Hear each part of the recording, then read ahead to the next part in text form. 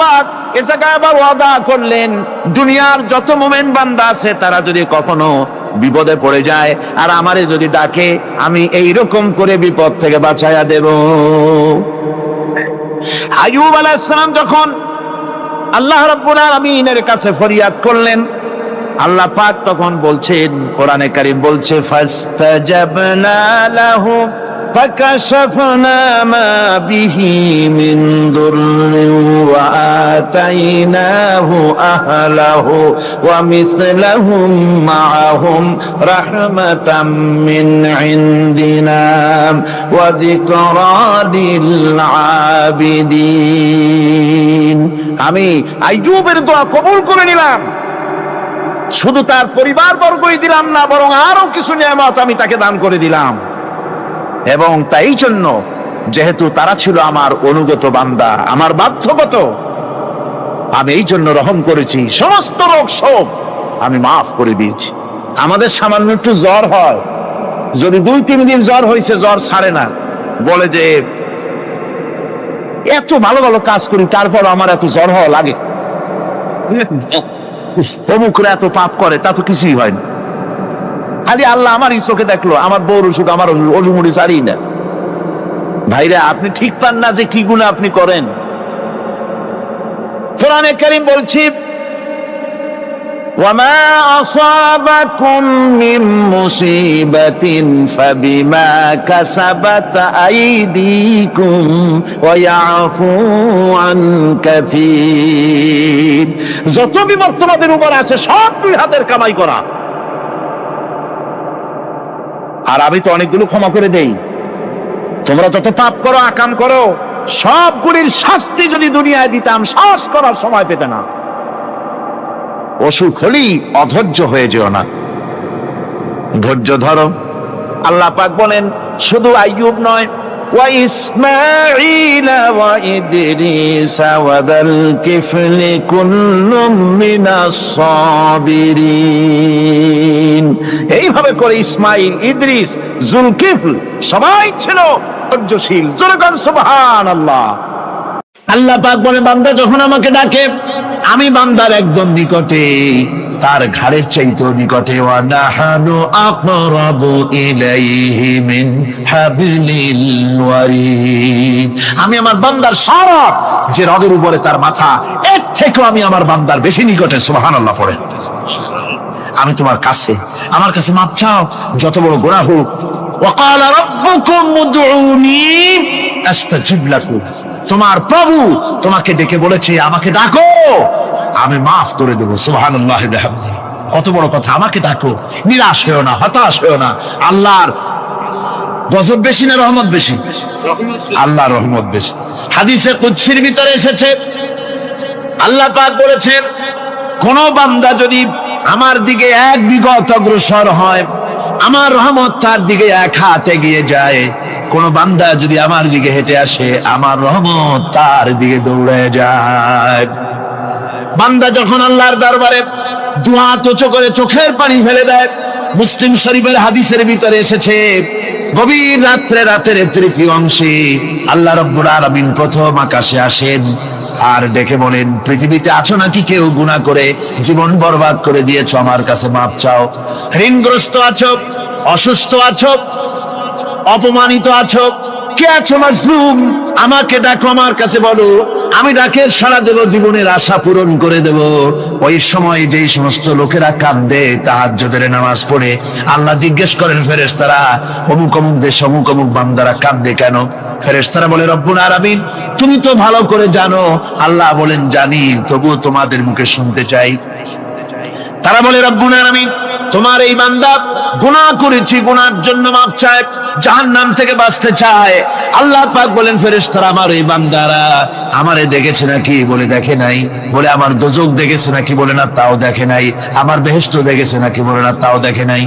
আল্লাহ পাক বলেন, ফেরেশতারা সাক্ষী থাকো, ওরা আমাকে দেখে নাই, আমার বেহেশত দোজখ কিছুই দেখে নাই, শুধুমাত্র আমার নবীর কথা, আমার কোরআনের কথা বিশ্বাস করে আরামের ঘুমকে হারাম করে যেভাবে তারা কাঁদতেছে, সাক্ষী থেকে যাও ফেরেশতারা, আমার রহমতের দরিয়ায় জোশ মেরেছে, আমার ওই ক্রন্দনরত বান্দাগুলিকে আমি আল্লাহ মাফ করে দিলাম। সুতরাং মুমিন বান্দা যারা, আল্লাহর মুমিন বান্দা যারা, এই ইমানের কোয়ালিটি, এটাও হতাশায় নিরাশায় ভেঙে পড়বে না। গুনাহ তো মানুষই করে, গুনাহ হয়ে গেছে, মাপ চাও। তোমার গুনাহ কদ্দুর? তোমার গুনাহ যদি হয় পাহাড় সমান, আল্লাহর রহমত আকাশ সমান। জাহান্নামের কঠিন শাস্তি থেকে বাঁচতে হলে আল্লাহর প্রতি ঈমান আনতে হবে। আর ঈমান আনলে যে কোয়ালিটিগুলি হওয়া উচিত, সেগুলি আমি আপনাদের সামনে আলোচনা করছি। এরপর আরেকটি কোয়ালিটি হবে মুমিনের, তা হলো কঠোর কঠিন বিপদে অবিচল থাকবে, বিপদে ভেঙে পড়বে না। বিপদ আপদ, শত্রুতা, ক্ষয় ক্ষতি যা কিছু হয় সবই আল্লাহর পক্ষ থেকে, এটা মেনে নিতে হবে এবং ধৈর্য ধারণ করতে হবে। বিপদ মুসিবত শুধু উম্মতের জন্য নয়, দুনিয়ার সমস্ত নবীদের বিপদ এসেছে, হয় নাই? নবীদের বিপদ আসে নাই? কোরআনে কারীম থেকে শুনুন, আল্লাহ রাব্বুল আলামিন বলেন, ওয়া কাযালিকা জাআলনা লিকুল্লি নাবিয়্যিন আদুওয়াম মিনাল মুজরিমিন।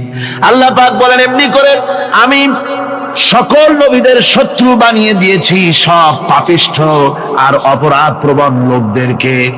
প্রত্যেক যুগে নবীদের শত্রু ছিল, প্রত্যেক যুগে নবীদের কি ছিল? শত্রু ছিল। সে শত্রু কারা ছিল? আল্লাহ পাক বলছেন নবীদের শত্রু ছিল পাপিষ্ঠ আর অপরাধ প্রবণ লোক, এরাই ছিল নবীদের দুশমন। রাসূলগণের অবস্থা যদি এই হয়, তাহলে তার উম্মত, ওই দিনের ধারক বাহক যারা, তাদের বুঝি বিপদ আপদ হবে না? নাকি হবে কিনা? তো ইসলামের বিরোধিতা যারা করে, কোরআনের পরিভাষায় বলা হয়েছে ইসলামের দুশমন, নবীদের দুশমন। দুনিয়ার সব পাপিষ্ঠ আর অপরাধ প্রবণ লোকেরাই ইসলামের দুশমন হয়, নবীদের দুশমন হয়। আজও দেখেন, আজও তাকিয়ে দেখেন, ইসলামী আন্দোলনের বিরোধিতা যারা করে তারা পাপিষ্ঠ চরিত্রের কিনা, তাকায় দেখেন, খুঁজে দেখেন, সর্বত্র খুঁজে দেখুন, খুঁজে দেখুন। যারা ইসলামী আন্দোলনের বিরোধিতা করে, যারা ইসলামকে মিটিয়ে দেওয়ার চেষ্টা করতেছে, যারা ইসলামকে মৌলবাদ বলে, ইসলামকে সাম্প্রদায়িক বলে, কোরআনে কারীমের কথা কত স্পষ্ট যে নবীদের দুশমন হয়, ইসলামের দুশমন হয় মুজরিম লোকেরা, অপরাধ প্রবণ আর পাপিষ্ঠ লোকেরা।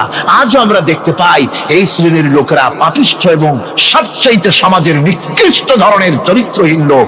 নামাজ নাই। আপনি খুঁজে দেখেন, ইসলামী আন্দোলনের বিরোধিতা যারা করছে, যারা নেতৃত্ব দিচ্ছে, নামাজ নাই, রোজা নাই, চরিত্র নাই, হজ নাই, যাকাত নাই, মদ, জুয়া, জেনা, ব্যভিচার ইত্যাদিতে লিপ্ত। চেহারা দেখলে ছেলেপেলেরা 2 গ্লাস পানি খায়, ভস্ম যায়। কথা ঠিক কিনা কয়? এই হলো অবস্থা। মারে কেন? মুমিনদেরকে, পয়গম্বরদেরকে, সাহাবীদেরকে এবং ঈমানদারদেরকে মারে কেন? তার কারণ হচ্ছে আল্লাহ রাব্বুল আলামিন বলেছেন, ওয়া মা নাকামু মিনহুম ইল্লা আইয়ুমিনু বিল্লাহিল আজিজিল হামিদ। কাফিররা ঈমানদার লোকদেরকে অন্য কোন অপরাধী নির্যাতন চালায় না, নির্যাতন চালায় শুধু এই কারণে যেহেতু মুমিন লোকেরা পরাক্রমশালী, আল্লাহ রাব্বুল আলামিনের দ্বীনকে কায়েম করতে চায়, তার উপরে ঈমান এনেছে, এই কারণেই তারা মারে। ঠিক কিনা কর? যুগে যুগে নবীদের উপরে, সাহাবীদের উপরে যে অত্যাচার হয়েছে, সেই অত্যাচার এই কারণেই হয়েছে, অন্য কোনো কারণে নয়। এই কঠিন বিপদে অবিচলতা এবং ধৈর্যের দৃষ্টান্ত নবীগণ পেশ করেছেন পৃথিবীর বুকে। আমরা দেখেছি ইব্রাহিম আলাইহিস সালামকে আগুনে ফালানো হয়েছে, আছে না কোরআন শরীফে? আমি কিন্তু গল্প করতেছি না, সব কোরআনের কথা। কিসের কথা? ইব্রাহিম আলাইহিস সালামকে আগুনে ফালানো হচ্ছে। অপরাধ কি? অপরাধ হচ্ছে হযরত ইব্রাহিম আলাইহিস সালাম দাওয়াত দিয়েছেন, লা ইলাহা ইল্লাল্লাহ। জোরে পড়েন, লা ইলাহা ইল্লাল্লাহ, লা ইলাহা, লা ইলাহা ইল্লাল্লাহ মুহাম্মাদুর রাসূলুল্লাহ। হযরত ইব্রাহিম আলাইহিস সালাম দ্বীনের দাওয়াত দিয়েছেন, এক আল্লাহর দাওয়াত দিয়েছেন, ঈমানের দাওয়াত দিয়েছেন। আর কোন অপরাধ ছিল না। নমরুদ সহ্য করতে পারল না, কোরআনে কারীমের মধ্যে সব কথাগুলি আল্লাহ পাক এই জন্য বিধৃত করেছেন, এই জন্য কোরআনে কারীমের মধ্যে সব কথা উঠায় দিয়েছেন, যাতে করে মুমিনেরা বিপদ আসলে পরে যেন ঘাবড়ে না যায়। ইব্রাহিম আলাইহিস সালামকে আগুনে ফেলানো হচ্ছে, ফেরেশতা বলছে ইব্রাহিম তোমারে আগুনে ফেলায় দাও, হতেছে আমার কাছে সাহায্য চাও, আমার কাছে ক্ষমতা আছে, আগুনগুলো উঠায় নমরুদের বংশ জ্বালায় দেব। হযরত ইব্রাহিম ফেরেশতার কাছে সাহায্য চাইছিলেন নাকি? তিনি বললেন ফেরেশতা তোমার কাছে সাহায্য কেন চাইব, আমি তো এমন কোন অন্ধ আল্লাহর ইবাদত করি না যেই অন্ধ স্রষ্টা তার গোলামের দুঃখ দুর্দশা না দেখেন, আমি তোমার কাছে সাহায্য চাইব না। হযরত ইব্রাহিম আলাইহিস সালাম পাশ করলেন। কি বলেন, পাশ করছেন না? ঈমানের পরীক্ষায় পাশ। আগুনের মধ্যে হযরত ইব্রাহিমকে যখন ফেলানো হচ্ছে, রব্বুল আলামিন আগুনের প্রতি নোটিশ করে দিলেন, ইয়া নারু কুনি বারদাও ওয়া সালামান আলা ইব্রাহিম। আগুন আমার ইব্রাহিমের জন্য শান্তিদায়ক, ঠান্ডা হয়ে যা। এখন কি আর আগুনের বাপের ক্ষমতা আছে ইব্রাহিমকে পোড়ানো? আর ক্ষমতা নাই। আমার বন্ধুগণ, ইব্রাহিম আগুনের ভিতরে আরামে বসা আছেন, আর ওদিকে নমরুদ বসে বসে দেখতেছে দূর থেকে। ইব্রাহিম তো জ্বলে না, গায়ের মধ্যে আগুন জ্বলে গেল। ডাক দিয়া কয়, আগুন তোর হলো কি? কেন জ্বালাইতে পারিস না আমার দুশমন রে? হলোটা কি তোর? তোর কি জ্বালানো শক্তি বন্ধ হয়ে গেল নাকি? আগুনের ভিতর থেকে জবাব এলো, নমরুদ রে, আমার ভিতরে জ্বালানো শক্তি আছে কি নাই যদি প্রমাণ করতে চাও, টেস্ট করতে চাও, তুই নিজে আয়, তোরে শুদ্ধ তামাম দুনিয়া জ্বালাই দিতে পারি, ইব্রাহিমের এক গাছা পশমও জ্বালাই দিতে পারি না। তার কারণ হচ্ছে আমি হচ্ছি মাখলুক, আল্লাহ হচ্ছেন খালিক। আল্লাহ আমাকে বলেছেন না জ্বালাতে, তুমি 1000 বার বললেও আমি ইব্রাহিমকে জ্বালাইতে পারবো না। কোরআনে কারীমে ঘটনা বলে মুমিনদেরকে সাহস দেওয়া হচ্ছে, মুমিনেরা দ্বীনের কাজ করতে গিয়ে বিপদ আবাজ আসবে, ঈমানের দাবি হলো বিপদ আসবে, আর বিপদ আসলে ঘাবড়ায় যেও না, মুসিবতে পড়ে চিন্তায় পেরেশানে হয়রান হয়ে যেও না। বিশ্বকবি আল্লামা ইকবাল কি সুন্দর করে বলেছেন, আজ ভি হোক জু ইব্রাহিম কা ইমা पैदा आग कर सकती है एक अंदाज गुलिस्तां पैदा। ইব্রাহিমের ঈমান যদি আজিও কোথাও হয় বিদ্যমান, করতে পারেন অগ্নিকুণ্ডে খুবসুরত এক গুলিস্তান। আজও যদি আগুনের ভিতরে কোন নমরুদ কোন ইব্রাহিমকে যদি ফেলে দেয়, আল্লাহ রাব্বুল আলামিন আজও আগুনকে ফুলের বাগান বানায়া দিবেন। সুবহানাল্লাহ। ভয় পাওয়ার কারণ নাই, চিন্তা করার কোনো কারণ নাই।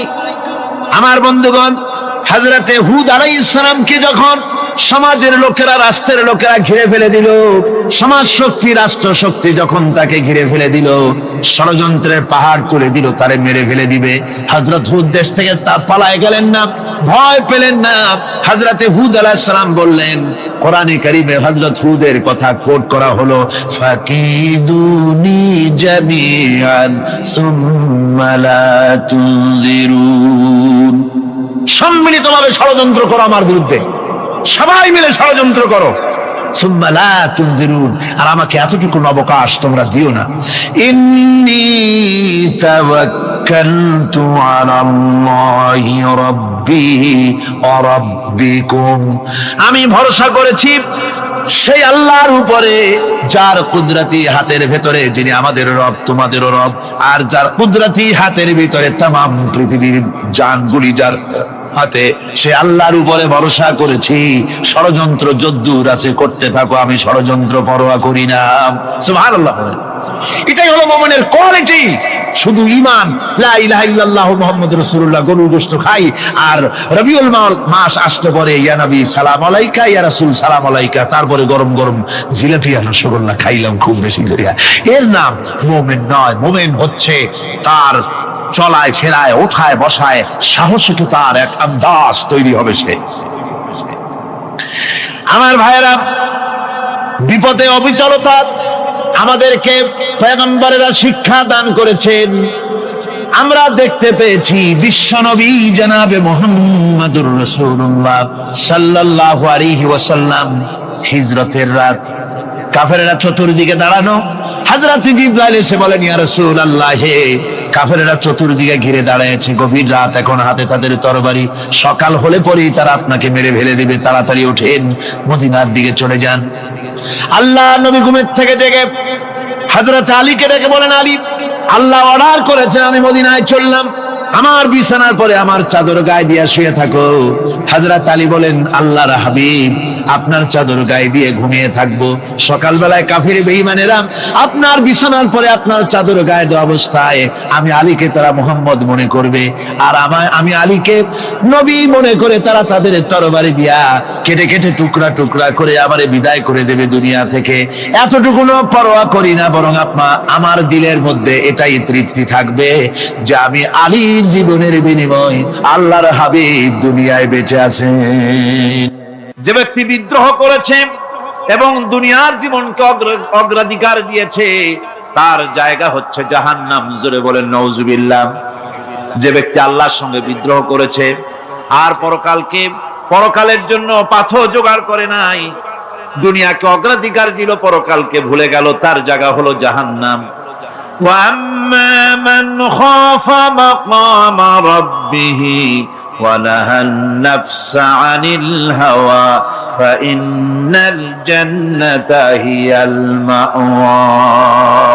আর যে ব্যক্তি আপন প্রভুর সামনে উপস্থিত হওয়াকে ভয় করেছে এবং আপন প্রবৃত্তিকে লালসা মুক্ত করেছে, লালসার হাত থেকে রক্ষা করেছে, আল্লাহ রাব্বুল আলামিন কিয়ামতের দিন তার জন্য রেখে দিয়েছেন জান্নাত।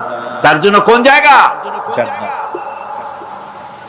আমাদেরকে পরকাল ভিত্তিক জীবন যাপন যদি করি, তাহলে কবরের জবাবগুলি খুব আসান হবে। আর যদি পরকাল ভিত্তিক জীবন যাপন না হয়, কবরটা মুসিবত হয়ে যাবে। হযরত ওসমান রাদিয়াল্লাহু তাআলা আনহু কবরের কাছে গিয়ে খুব কাঁদতেন। সাহাবায়ে কেরাম প্রশ্ন করেছেন, হুজুর, রাসূল করিম সাল্লাল্লাহু আলাইহি ওয়াসাল্লাম যখন জান্নাত ও জাহান্নামের ওয়াজ করেন, কখনো তো এত বেশি আপনি কাঁদেন না, যত বেশি কাঁদেন কবরের কাছে এসে, কারণ কি? হযরত ওসমান রাদিয়াল্লাহু তাআলা আনহু বলতেন, আমার সাথীরা, আমি আমার হাবিবের কাছে, আল্লাহ রাব্বুল আলামিনের রাসূলের কাছে আমি শুনেছি এই কবরটাই হলো প্রথম স্টেশন, এই কবরটাই হলো প্রথম ইমিগ্রেশন কাউন্টার। এই জায়গায় যদি কেউ ধরা পড়ে যায়, কারো যদি চার্জশিট হয়ে যায়, সব জায়গায় ধরা পড়ে যাবে, হাসরে মিজানে সিরাতে কোনো জায়গায় নাজাত পাবে না। আর এই কবরটা যদি কেউ মুক্তি পেয়ে যায়, মিজান সিরাত হাসর সব জায়গা থেকে আল্লাহ তারে ভালোভাবে পার করে দিবেন। এটা হলো আসল জায়গা, মারাত্মক জায়গা, খুব মারাত্মক জায়গা। আমি এটাকে ইমিগ্রেশন কাউন্টার বলেছি আমার ভাষায়। ইমিগ্রেশন কাউন্টার যারা বিদেশ ভ্রমণ করেছেন তারা জানেন। লন্ডন যাবেন, আমেরিকা যাবেন, সৌদি আরব যাবেন, যে কোনো বিদেশে যাবেন, গেলেই পাসপোর্ট তারা দেখবে। পাসপোর্টে আপনার ন্যাশনালিটি কোনটা সেটাই তারা জানতে চাইবে। আপনি কোন দল করেন এটা তারা জানতে চাইবে না। আপনি কোন ভাষায় কথা বলেন তাও তাদের জানার দরকার নেই। প্রথমেই তারা আপনার ন্যাশনালিটি দেখবে, আপনার আইডেন্টিটি কি তারা জানতে চাইবে। তারপরে যদি স্যাটিসফ্যাক্টরি হয়, আপনাকে ভিসা দিয়ে ভেতরে ঢোকবার ব্যবস্থা করে দেবে। আর যদি তারা স্যাটিসফাইড না হয়, তাহলে আপনাকে মেহমানখানায় ঢুকানো হবে গ্রেফতার করে। কবর হচ্ছে এ ধরনের একটি ইমিগ্রেশন কাউন্টার। কবরের ভিতরে মানুষ যখনই রাখা হবে, সঙ্গে সঙ্গে দুজন ফেরেশতা আসবে। কবরের কাছে যারা এসেছিল, দাফন হয়ে যাওয়ার পর এই লোকগুলি 40 কদম যেতে যতক্ষণ লাগে, এর মধ্যেই দুজন ফেরেশতা এসে যাবে। এসে জিজ্ঞেস করবে, মান রব্বুকা, তুমি কোন দল করতে, ওটা তাদের জানার দরকার নেই। চাকরি কিসে করতেন ওটা জানার দরকার নেই। ব্যবসা করতেন না চাকরি করতেন প্রয়োজন নেই।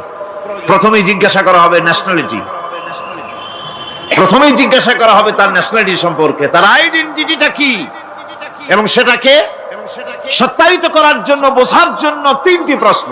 প্রথম প্রশ্ন, মান রাব্বুকা ওয়া মা দীনুকা ওয়া মান নাবিয়্যুকা, তোমার রব কে, তোমার দ্বীন কি, তোমার নবী কে। যদি এই ব্যক্তি বেঈমান হয়, মুনাফিক হয়, সে বলবে হায় হাতা লা আদরি, হায় হাতা লা আদরি, জানি না আমার রবকে, আমি জানি না। তোমার দিন কি, দিন কারে কয় বুঝি না। এরপরে আল্লাহর নবী জনাবে মুহাম্মদ রাসূলুল্লাহ সাল্লাল্লাহু আলাইহি ওয়াসাল্লাম কে দেখানো হবে, বলা হবে মা কুনতা তাকুলু ফি হাদার রাজুল, এই ব্যক্তি সম্পর্কে তোমার ধারণা কি নিকে, বলবে আমি চিনি না। নাউযুবিল্লাহ। বাস,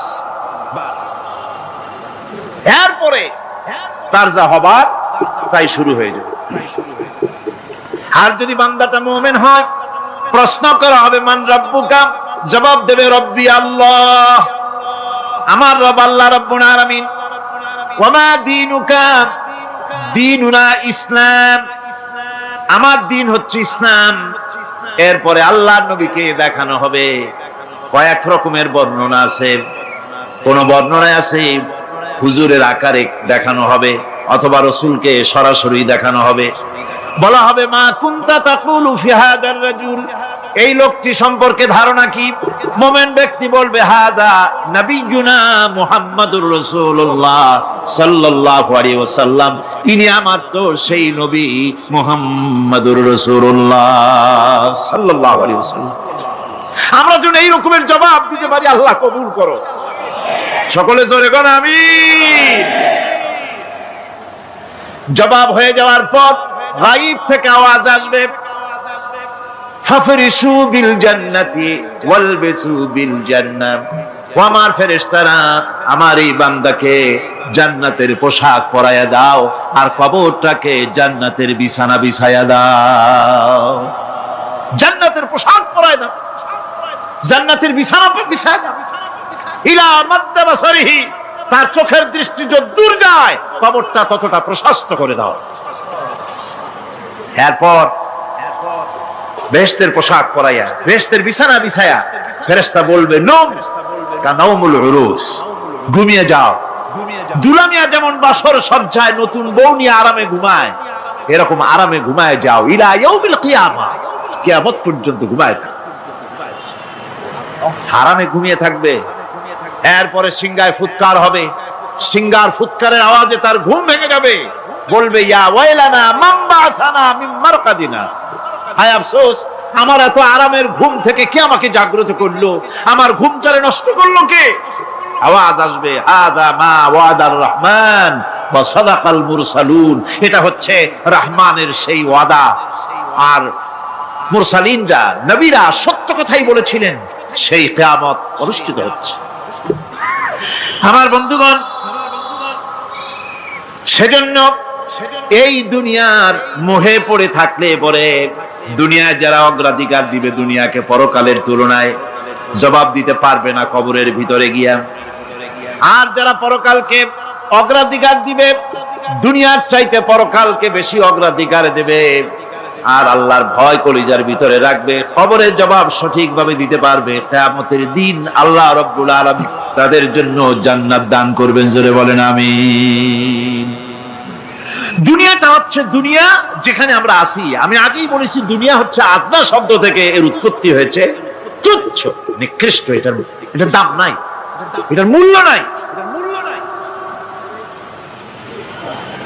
হযরত ইবনে কাইয়িম রাহিমাহুল্লাহ নওয়ারাল্লাহু মারকাদাহু ওয়া জাআলাল জান্নাতা মাথওয়াহু, হযরত ইবনে কাইয়িম তিনি বলছেন, সুন্দর করে বলছেন দুনিয়া সম্পর্কে, মা মাদা ফিদ দুনিয়া আহলামুন ওয়া মা বাকিয়া মিনহা আমানি ওয়াল ওয়াক্তু বাইনাহুমা দাইউন। মা মাদা ফিদ দুনিয়া আহলামুন, জীবনের যে অংশ ফেলে এসেছি সেটা আজ একটা স্বপ্ন। ওয়া মা বাকিয়া মিনহা আমানি, আর জীবনের যে অংশ সামনে বাকি আছে সেটা এখন একটা আকাঙ্ক্ষা। ওয়াল ওয়াক্তু বাইনাহুমা দাইউন, আর এর মাঝখান থেকে সময় সব চলে যাচ্ছে। কত বড় কথা চিন্তা করেছেন? জীবনের যে অংশ ফেলে এসেছি তা আজকে স্বপ্ন, তা কি বলেন? স্বপ্ন। আর সামনে যা আছে সেটা আকাঙ্ক্ষা, আর মাঝখান থেকে সময় সব চলে যাচ্ছে। এরপরে তিনি বলছেন وَمَن يَسْعَ بِالدُّنْيَا يَكُنْ مِثْلَ قَابِضٍ عَلَى الْمَاءِ خَالَتْهُ فُرُوجُ الْأَصَابِعِ। দুনিয়াদারের অবস্থা হচ্ছে এই, কেউ যদি দুই হাতে পানি খামসায় ধরে, দুই হাতে কি ধরছে বলেন? দুই হাতে পানি খামসায় ধরেছে, খুব মজবুত করে ধরেছে, 2 মুঠ পানি। বলেন থাকবে কতটুকু? কতটুকু থাকবে? 1 ফোঁটাও থাকবে না। কারণ তার আঙ্গুলের ফাঁক তার সাথে খেয়ানত করবে, আঙ্গুলের ফাঁক দিয়া পানিগুলি সব বেরিয়ে চলে যাবে। সুতরাং দুনিয়া যারা চায় তারা ঠিক পানি খামসায় ধরলে পানি যেমন হাতের ভেতর থেকে খেয়ানত করে চলে যায়, যারা দুনিয়া চায় দুনিয়াও তাদেরকে এভাবে ফাঁকি দিয়ে চলে যায়। তবুও দুনিয়ার মায়া মানুষের এত বেশি। আল্লাহর নবী বলেন লাউ কানা লি ইবনি আদামা ওয়াদিন মিন যাহাবিন লাহাব্বা ইয়াকুনা লাহু সানিন। এই পৃথিবীতে যদি কাউকে একটা মাঠ ভরে যদি সোনা দেওয়া যায়, লোকটা বলবে রব্বুল আলামিন, আমি যদি আরেকটা মাঠ এরকম সোনা ভরা পেতাম। দ্বিতীয় আরেকটা মাঠ দেওয়া হলে আবার বলবে যদি তৃতীয় আরেকটা মাঠ সোনা ভরে যদি পেতাম। নবীজি বলেন ওয়ালা ইয়ামলাউ জাওফু ইবনু আদামা ইল্লা তুরাব। মানুষের পেট 3.5 হাত মাটি ছাড়া, কবরের মাটি ছাড়া মানুষের পেট ভরবে না। আরো চাই, আরো চাই, চাওয়ার কোনো শেষ নাই। মানুষ এভাবে করে দুনিয়ার মহব্বতে এমনি পাগল হয়ে যায়, শুধু দুনিয়ার মহব্বত, পরকালকে বেমালুম ভুলে যায়। আমি কিন্তু এই কথা বুঝাতে চাই নাই যে পরকালের মহব্বতে, পরকালের ভয়তে বা পরকালের জন্য দুনিয়া আপনি বাজার ঘাট, বেচা কিনা, ব্যবসা বাণিজ্য সবকিছু ভুলে যান না, তা নয়। ভুল বোঝার কোনো কারণ নাই। পরকালকে অগ্রাধিকার দিতে হবে, মানে দুনিয়াটা চিরস্থায়ী জায়গা নয়। চিরস্থায়ী হচ্ছে কোনটা? আখিরাত। চিল্লা এখন কোনটা? সুতরাং এখানে যা করতে হবে, আখিরাতের জবাবদিহিমূলক জীবন যাপন করতে হবে।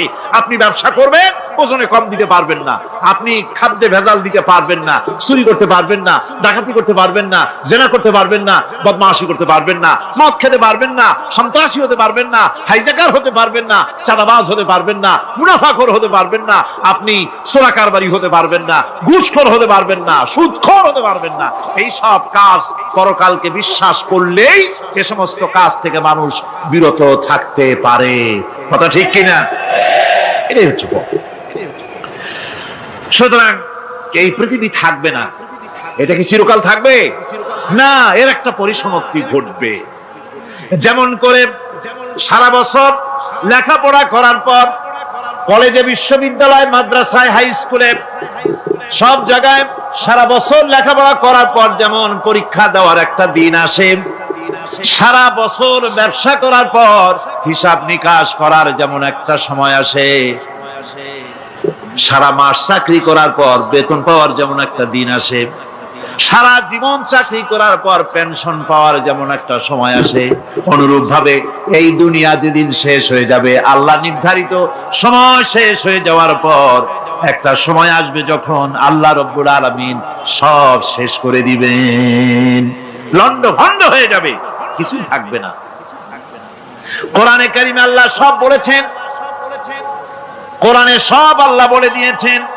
আল্লাহ পাক বলেন এই পৃথিবীর সব কেমন ভাবে ধ্বংস হবে তার চিত্র আল্লাহ পাক কোরআনে কারিমে তুলে ধরেছেন।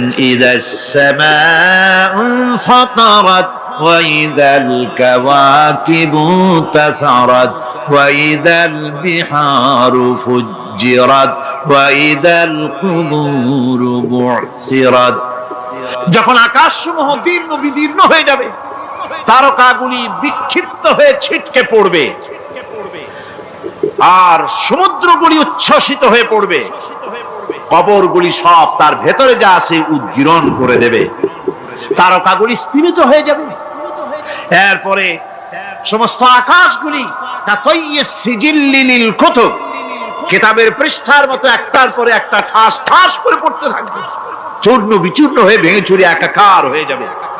পাহাড়গুলিকে উড়িয়ে দেওয়া হবে, চন্দ্র এবং সূর্য একাকার হয়ে যাবে। আল্লাহ রাব্বুল আলামিন বলেন, ফাইদা বারিকাল বাসার ওয়া খাসাফাল কমার ওয়া জুমিআশ শামসু ওয়াল কমার। চক্ষু যখন বিস্ফারিত হয়ে যাবে, চাঁদ যখন তার আলো হারিয়ে ফেলবে, সূর্য যখন তার আলো হারিয়ে ফেলবে, চাঁদ আর সূর্য সব একাকার হয়ে যাবে। সেই সময়ের অবস্থাটা কি চিন্তা করো। মানুষ হয়রান হয়ে দৌড়াদৌড়ি করবে। ওয়াহুমিলাতিল আরদু ওয়াল জিবালু ফাদুক্কাতা দাক্কাতান ওয়াহিদা। জমিন এবং পাহাড়গুলির মধ্যে আল্লাহ রাব্বুল আলামিন সংঘর্ষ বাঁধিয়ে দিবেন।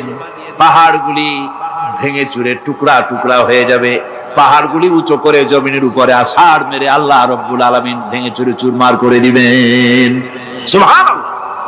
আর ভাষায় বলি, আমি আমার ভাষায় কথাটা এভাবে বলি, এই জমিনটা যদি কাগজ হয় আর আমার নাকটার কপালটা যদি কলম হয়, তাহলে আমি যে গোলাম দৈনিক 5 বার আমার নাক আর কপাল দিয়া জমিন নামক কাগজের উপরে দাসখতের উপরে দৈনিক 5 বার নাক আর কপাল দিয়া সই করে দেই, আল্লাহ আমি তোমার গোলাম আর কারো গোলাম নই,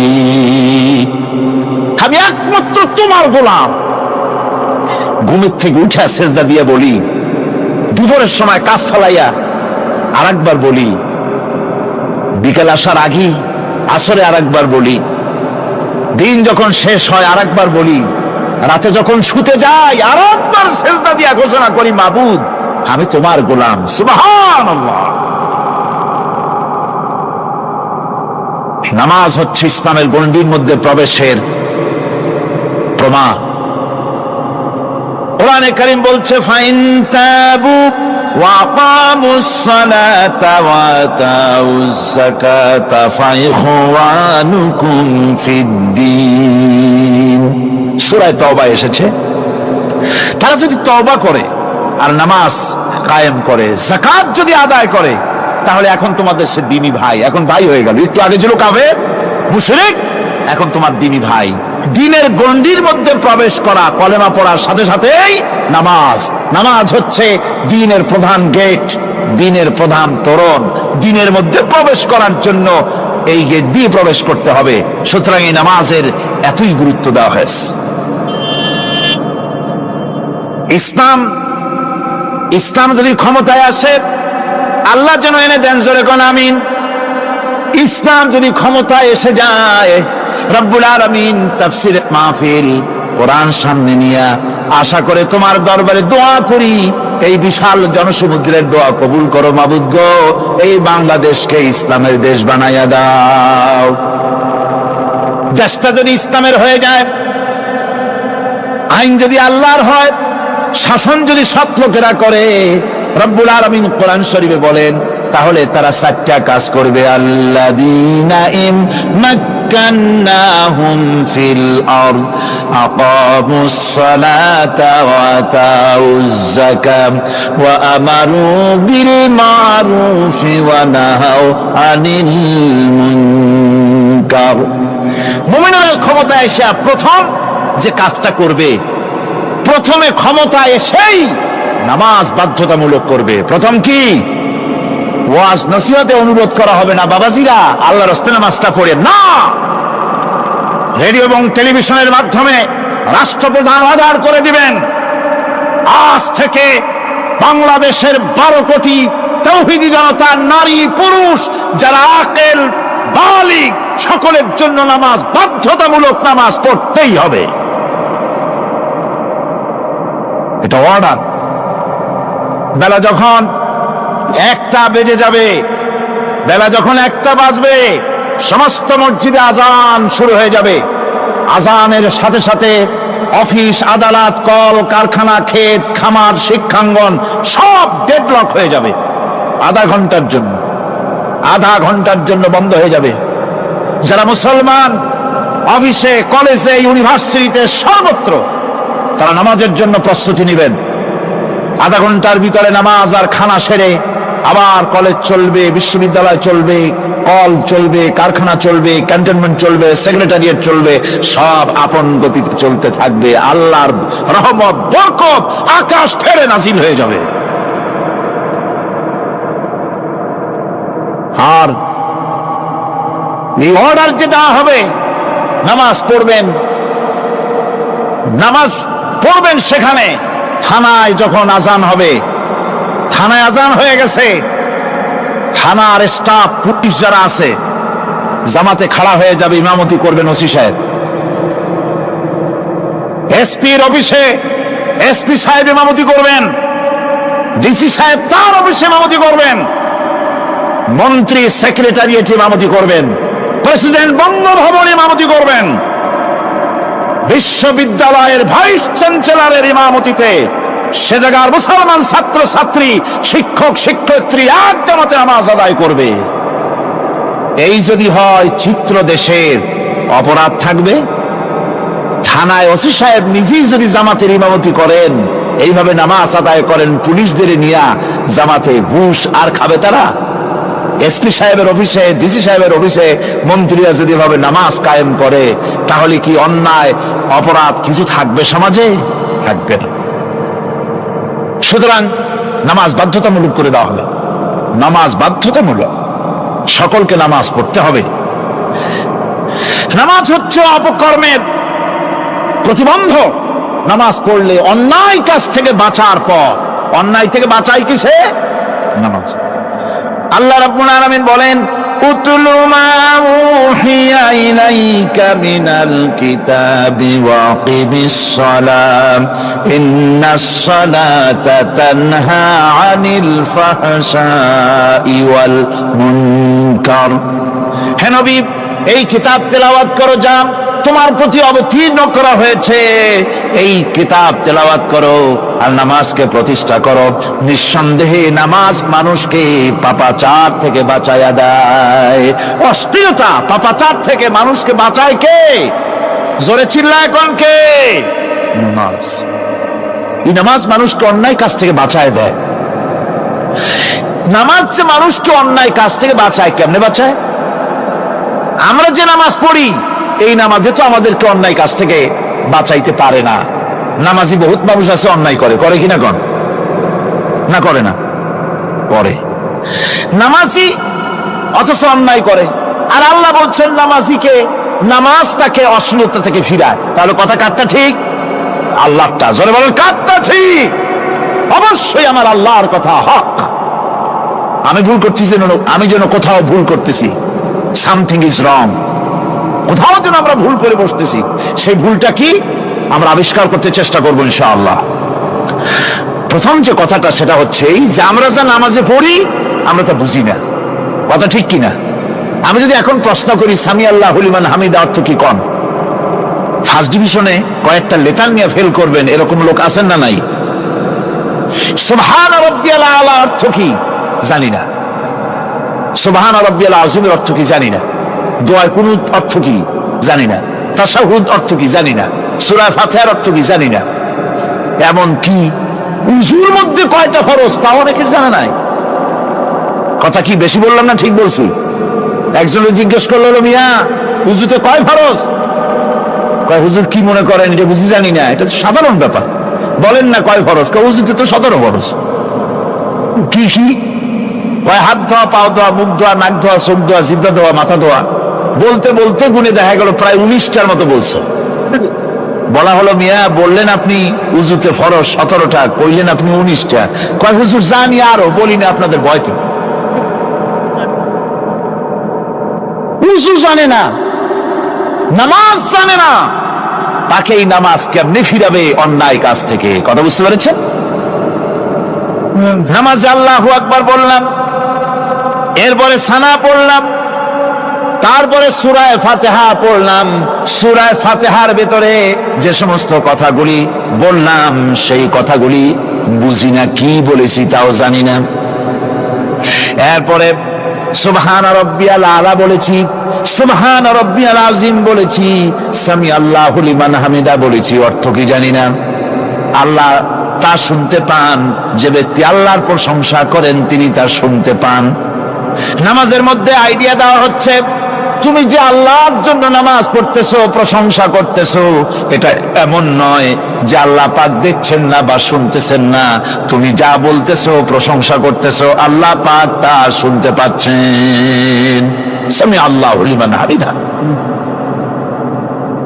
সুবহান রাব্বিয়াল আলা। আমি মহান সর্বশ্রেষ্ঠ আল্লাহ রাব্বুল আলামিনের পবিত্রতা ঘোষণা করছি, আমি তার প্রশংসা করছি। সূরা ফাতিহার কি আমরা বলি আপনারা ব্যাখ্যা দেখে বুঝে নিন, সেগুলি আমি এখানে বলে বাকি কথা সব শেষ করতে পারবো না।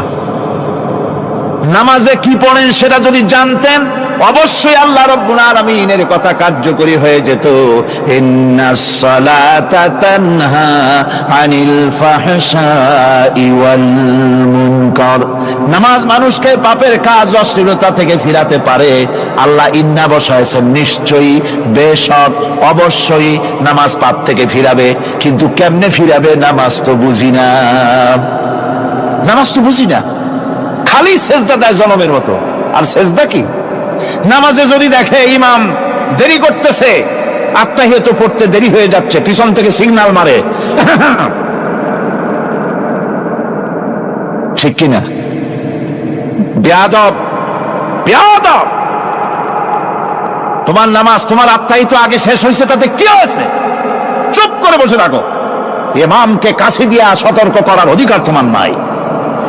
যদি ইমামকে সতর্ক করার জন্য কাশি দিয়ে থাকো, তোমার নামাজ ফাসেদ হয়ে যাবে। এটা ফাজলামি করার জায়গা না, এটা নামাজ। এর নাম কি? ধীরে সুস্থে নামাজ পড়তে হবে। অনেকে মসজিদটারে মনে করে জেলখানা, ঢুকতে যত দেরি, বেরোতে পারলে যেন বাসে যান ছটফট করে।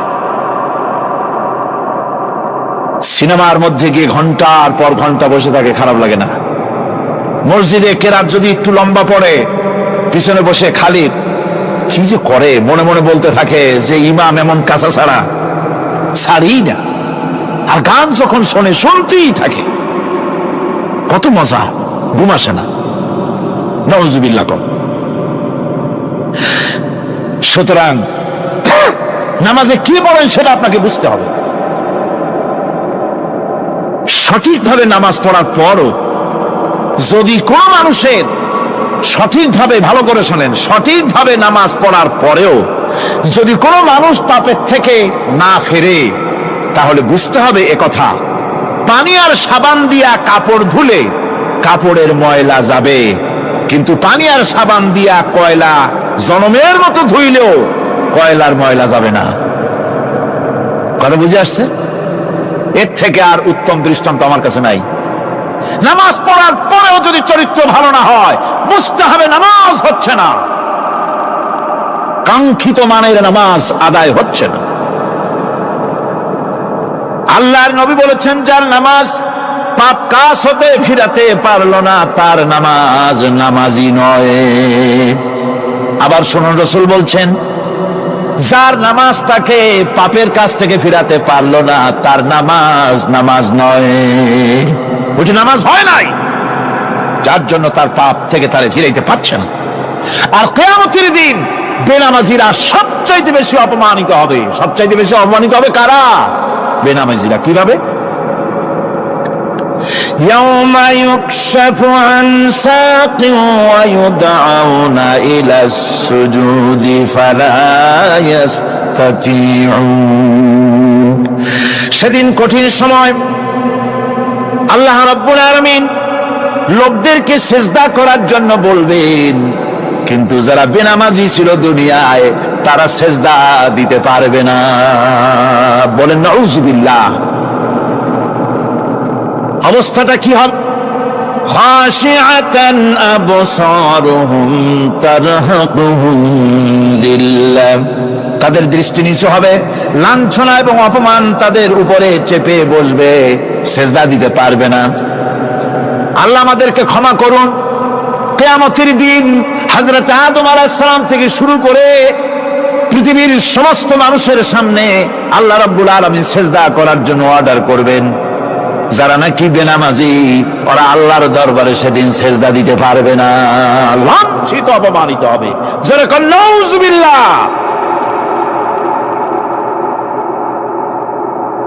নামাজ, মুমিনের নামাজ একরকম, মুনাফিকের নামাজ হলো আর এক রকম। মুনাফিকরাও নামাজ পড়ে, পড়ে কিনা কন? মুনাফিকেরাও নামাজ পড়ে। মুনাফিকরা যখন নামাজ পড়তে যায় আল্লাহ রাব্বুল আলামিন বলতেছেন ওয়াইদা কামু ইলাস সালাতি কামু কুসালা। মুনাফিকরা যখন নামাজ পড়তে দাঁড়ায়, নামাজে আসে ঠিক তারা, কিন্তু নামাজের জন্য দাঁড়ায় খুব শৈথিল্য ভারে, শৈথিল্য ভাবে দাঁড়ায়, কাহিলি সুস্তি, এ জায়গা চুলকায়, পায়জামা ধরে টান দেয়, টুপিটা ঘুরে আয়, এদিক ওদিক তাকায়। মুনাফিকের নামাজ দেখলেই ঠিক পাওয়া যায় যে বেটা মুনাফিক। এইভাবে সে দাঁড়ায়। তার নামাজটা কি জন্য? ইউরাউনান নাসা ওয়া লা ইয়াযকুরুনাল্লাহা ইল্লা কালিলা। তাদের নামাজ হচ্ছে মানুষকে দেখাবার নামাজ। নাউজুবিল্লাহ। এখন দেখবেন এই মৌসুম আসছে, নামাজের মৌসুম, বেনামাজিদের নামাজের মৌসুম। জনসভা হচ্ছে, নির্বাচন আসতেছে, নামাজে রক্ত হয়ে গেছে, তাড়াতাড়ি আজান হয়ে গেল। টুপি না থাকলে রুমাল একটা মাথায় দিল, উজু আছে কিনা আছে, আল্লাহু আকবার, যা আছে কপালে হয়ে যাক। মানুষকে দেখাবার জন্য এরা নামাজ পড়ে। এরা আল্লাহর শরণার্থে নামাজ খুব কম লোকই পড়ে। এরা হচ্ছে মুনাফিক। দুনিয়া এবং আখিরাতে কল্যাণের জন্য একমাত্র মাধ্যম হচ্ছে নামাজ। দুনিয়া যদি কল্যাণ চাই, আখিরাতেও যদি কল্যাণ চাই, তাহলে এর জন্য কি করতে হবে? কি করতে হবে? আমার কথা নয়, আল্লাহ রাব্বুল আলামিনের কথা শুনুন। রব্বুল আলামিন বলেন ক্বাদ আফলাহাল মুমিনুন আল্লাযীনা হুম ফি সালাতিহিম খাশিউন ওয়াল্লাযীনা হুম লিয-যাকাতি ফাঈলুন ওয়াল্লাযীনা হুম লিফুরুজিহিম হাফিজুন। নিশ্চিতভাবে সেই সব মুমিন কল্যাণ লাভ করবে, নিশ্চিতভাবে। যারা, তারা হচ্ছে ওই সব লোক যারা নিজেদের নামাজ ভীতি মিশ্রিত, বিনয় ভাবে, ভীতি মিশ্রিত অবস্থায় বিনয়ের সাথে যারা নামাজ আদায় করে, যারা বেহুদা কাজ থেকে বিরত থাকে, যারা যাকাতের পন্থায় কর্মতৎপর হয়, আর যারা নিজের লজ্জাস্থানকে হেফাজত করে। এরপরে আল্লাহ পাক বলেন ওয়াল্লাযীনা হুম লিআমানাতিহিম ওয়া আহদিহিম রাউন ওয়াল্লাযীনা আলা সালাওয়াতিহিম ইউহাফিজুন ওয়াল্লাযীনা আলা সালাতিহিম হাফিজুন। আর যারা তাদের আমানতকে পূর্ণ করে, আমানত এবং তাদের ওয়াদা চুক্তি পূর্ণ করে, এবং যারা নিজেদের নামাজ সমূহকে পূর্ণভাবে হক আদায় করে নামাজ পড়ে, নামাজের যারা হেফাজত করে, এরা কারা? এরা হচ্ছে উলাইকা হুমুল ওয়ারিসুন আল্লাযীনা ইয়ারিসুনাল ফিরদাউসা হুম ফিহা খালিদুন। এরা হচ্ছে সেই সব লোক, এরা উত্তরাধিকার হচ্ছে জান্নাতের উত্তরাধিকার, জান্নাতুল ফিরদাউসে আল্লাহ রাব্বুল আলামিন এই গুণ বিশিষ্ট লোকদের জন্য জায়গা করে দিবেন। জোরে কোন সুবহানাল্লাহ। নামাজকে পড়তে বলা হয়নি, কোরআন শরীফে বলা হয়েছে নামাজ কায়েম করো। কি বলা হয়েছে কম তো দেখি? নামাজ কায়েম করো, নামাজ পড়ো। এই কথা কিন্তু কোরআন শরীফে কোনো জায়গায় আছে নাকি? এখন কায়েম করা কারে বলে? একটা গুরুত্বপূর্ণ আরেকটি বিষয়। নামাজ কায়েম করতে বলা হয়েছে। কায়েম কি? কায়েমটা হচ্ছে দৃষ্টান্ত স্বরূপ বলা যায় যে জিনিসটা সমাজে প্রতিষ্ঠিত আছে ওইটারে বলে কায়েম হওয়া, আর যেটা প্রতিষ্ঠিত নাই ওটা কায়েম নাই। কায়েম মানে হলো প্রতিষ্ঠিত থাকা। যেমন আমাদের দেশে, আমাদের সমাজে নারী পুরুষ শিশু বৃদ্ধ সকলেই কাপড় পরা, শাড়ি পরা, লুঙ্গি পরা, এই কাপড় পরাটা কায়েম আছে, প্রতিষ্ঠিত আছে না নাই? যার কারণে কাপড় পরা সমাজে কায়েম আছে বলে উলঙ্গ মানুষ সমাজে খুঁজে পাওয়া যায় না, পাগল ছাড়া। ঠিক কিনা? একটা বাচ্চাকেও যদি উলঙ্গ হতে বলেন এখানে, 5 বছর 6 বছর একটা বাচ্চাকেও সে কিন্তু রাজি হবে না, ঠিক কিনা? যেহেতু কাপড় পরা সমাজে প্রতিষ্ঠিত আছে, সেহেতু উলঙ্গ মানুষ পাওয়া যায় না, কাপড় পরাটাই এখানে প্রতিষ্ঠিত। সুতরাং এখন অবস্থাটা এই হয়েছে, কাপড় পরা প্রতিষ্ঠিত আছে বলে কোন উলঙ্গ মানুষ এসে যদি এই মঞ্চে দাঁড়ায় আর বলে আমাকে একটু বক্তৃতা করতে দেন, আপনারা কি করবেন? মঞ্চে তো উঠতেই দিবেন না। উলঙ্গ মানুষ যদি কোনো চাকরি নিতে যায় ইন্টারভিউতে, তাকে লাইনে দাঁড়াইতে দেবে? দেবে না। এমনকি উলঙ্গ হয়ে যদি বাড়িতে প্রবেশ করে, তার বউ দূর দূর করে তাড়ায় দেবে, ঠিক কিনা? যেহেতু সমাজের ভিতরে কাপড় প্রতিষ্ঠিত আছে, সেই জন্য এই উলঙ্গ মানুষ পাওয়া যায় না। অনুরূপ ভাবে নামাজ যদি প্রতিষ্ঠিত হতো সমাজের ভিতরে, তাহলে বেনামাজি খুঁজে পাওয়া যেত না। চাকরি করতে গেলে সেখানে নামাজ মানদণ্ড হয়ে যেত, নামাজ পড়ে কিনা তা দেখে নেওয়া হতো। বেনামাজি লোক পাওয়াই যেত না যদি প্রতিষ্ঠিত থাকতো। প্রথম প্রশ্নই হতো তুমি নামাজ পড়ো কিনা। ইলেকশনে যদি একজন উলঙ্গ মানুষ এসে দাঁড়ায়, ভাইরা এবার আমার বোতল মার্কা বাক্স, উলঙ্গ মানুষ এসে ভোটে দাঁড়াইছে, আপনারা ভোট দিবেন? দিবেন। ওইটা কাপড় প্রতিষ্ঠিত আছে বলে, লুঙ্গি প্রতিষ্ঠিত সমাজে আছে বলে উলঙ্গ মানুষকে আপনি ভোট দিবেন না। নামাজ যদি প্রতিষ্ঠিত থাকতো সমাজে, বেনামাজি মানুষ যদি এসে মঞ্চে দাঁড়ায়া যতই বলতো আমি ক্ষমতায় গেলে এই করব সেই করব, নামাজ প্রতিষ্ঠিত থাকলে পরে বেনামাজিরে কেউ ভোট দিত না। নামাজ যদি প্রতিষ্ঠিত থাকতো, তাহলে অফিসের অফিসার তো দূরের কথা, বেনামাজি অফিসের ঝাড়ুদারের চাকরিও তার কিসমতে যুক্ত না, যদি নামাজ প্রতিষ্ঠিত থাকতো। এর নাম হলো নামাজ কায়েম হওয়া। নামাজ কায়েম থাকলে এই অবস্থার সৃষ্টি হতো। এই জন্য আল্লাহ পাক বলেছেন নামাজকে কায়েম করতে হবে। নামাজ হবে সব ভালো কাজের মানদণ্ড। সমস্ত ভালো কাজের মানদণ্ড কি? নামাজ। নামাজ আমাদেরকে বড় রকমের শিক্ষা দেয়। কি শিক্ষা দেয়? নামাজ আমাদের শিখায় ঐক্য আর ভ্রাতৃত্ব। ভ্রাতৃত্বের আর ঐক্যের শিক্ষা দেয়। এক নেতার আনুগত্য করা শিখায়। জামাত যত বড় হোক, ইমাম হবে কয়জন? একজন ইমাম হবে। আর এই ইমাম মানে কি? নেতা। ইমাম মানে কি? নেতা নির্বাচন শিখায় নামাজে। নেতা নির্বাচন কে শিখায়? নামাজ শিখায়। বোঝেন খুব ভালো করে। কিভাবে? মনে করুন চট্টগ্রাম শাহী মসজিদে ইমাম প্রয়োজন। এখন সেই ইমাম নেওয়ার জন্য ইন্টারভিউ কল করা হলো, বিজ্ঞাপন দেওয়া হলো পত্রিকায়। অনেক আলেম আসলেন। ইন্টারভিউ বোর্ডে যারা বসলেন, তারা ইন্টারভিউটা কিভাবে নেবেন?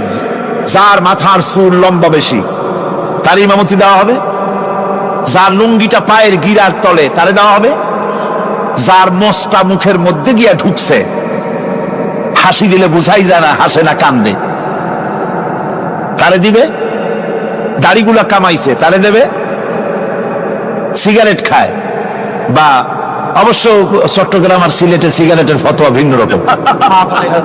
বরিশালে আমি যেখানে জন্মগ্রহণ করেছি, আমার এলাকায় কোনো আলেম যদি সিগারেট খায়, মসজিদের ইমাম তো ভালো, মসজিদ ঝাড়ু দিতেও ঢুকতে দেবে না মসজিদে। এটা এই এলাকার এক রকমের কায়দা। আমি এটার ব্যাপারে কথা নাইগো বললাম। তো আপনারা খুঁজে দেখবেন সে সিনেমা দেখে নাকি, মিথ্যা কথা বলে নাকি, বউ পর্দায় থাকে নাকি। এগুলি মাইক্রোস্কোপ যন্ত্র দিয়ে ইমামের মাথা থেকে পা পর্যন্ত দেখবেন কিনা কন? আচ্ছা এবার কন তো দেখি, এই ইমাম সাহেব ইমামতি করবে কতজন লোকের? 500, 1000। শাহী মসজিদে ধরেন 5000 লোক হইল। 5000 লোক, 5000 লোকের ইমাম নির্বাচনের সময় পা থেকে শুরু করে মাথা পর্যন্ত দেখেন, এমনকি বউ পর্যন্ত। বৌমনি আনিয়ে দেখেন না, পর্দা থাকে কিনা এইটা আপনারা দেখেন, ঠিক কিনা? এ খবরটা নেন। 5000 লোকের একটা ইমাম বানাতে গিয়ে মাইক্রোস্কোপ যন্ত্র দিয়ে দেখেন মোষ কেমন, দাড়ি কেমন, চুল কেমন, পাও কেমন, হাত কেমন, হাতে নখ লম্বা কিনা, দাঁতে ছাতা কিনা, বউ পর্দায় থাকে কিনা, মিথ্যা কথা কয় কিনা, এত দেখেন। আর যখন নির্বাচন আসে তখন 2.5 থেকে 3 লক্ষ মানুষের জন্য একজন এমপি নির্বাচিত হয়। সেই ইমামকে বাছাই করার জন্য নামাজ পড়ে কিনা, জিনাকার কিনা, মদখোর কিনা, সুদখোর কিনা, ঘুষখোর কিনা, বদমাশ কিনা বাছাই করা হয় না।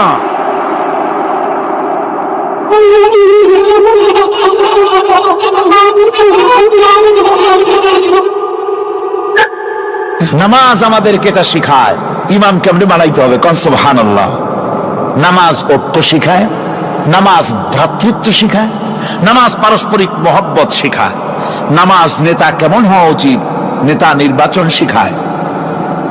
আবার নেতা ভুল করলে তার ভুল বলা যাবে না, এরকম হতে পারবে না। নামাজের ভিতরে ইমাম যদি ভুল করলে আপনি লোকমা দিবেন, সুবহানাল্লাহ, আল্লাহু আকবার বলবেন। যদি তিনি সংশোধন না হলেন আবার দেন, তাতেও সংশোধন হলো আবার দেন। 3 বার লোকমা দেওয়ার পর যদি ভুল সংশোধন না করে নামাজ ছেড়ে দেন, ইমামকে বের করে দেন, নতুন ইমাম নিয়োগ করেন। যারা ক্ষমতায় যাবে, আপনি রাষ্ট্রের ইমাম যারে বানাবেন, সেই রাষ্ট্রীয় ইমাম যদি জনগণের ইচ্ছার বিরুদ্ধে যদি চলে, 1 বার লোকমান দেন, 2 বার লোকমান দেন, 3 বার দেন, তারপরেও যদি না নামে, ঘর ধরে নামে না। নামাজ আপনাকে নেতা নির্বাচন, নেতাকে প্রতিষ্ঠিত রাখা, নেতার আনুগত্য আপনাকে শেখায়। নামাজ লাইন সোজা করে দাঁড়াতে হবে।